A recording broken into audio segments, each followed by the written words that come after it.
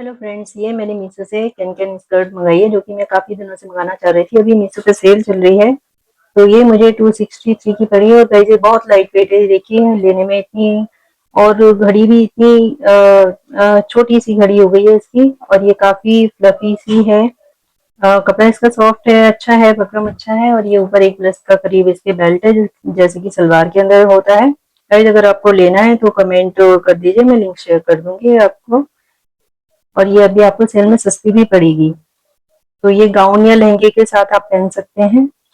मुझे तो पसंद आई, अगर आप भी लेना चाहें तो ट्राई कर सकते हैं।